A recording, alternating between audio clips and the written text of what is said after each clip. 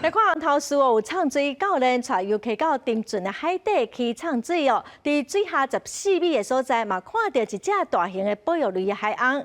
东部海洋研究中心的研究员是指出讲，现此时哦，东部的水温是真稳定，食食个真济，所以有真侪海鸥佮海底拢游来东部。伫南苏北台湾沉船海峡，17有游客落去畅水。发现一只4公尺长的大鱼，我观看是保育类的鲸鲨。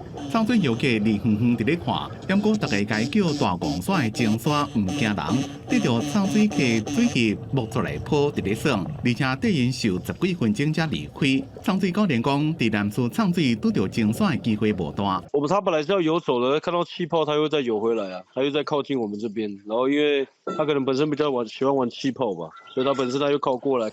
东部海洋生物研究中心研究人员讲，每年5月鲸鲨会得到水温升悬的季节，会游到东部海峡。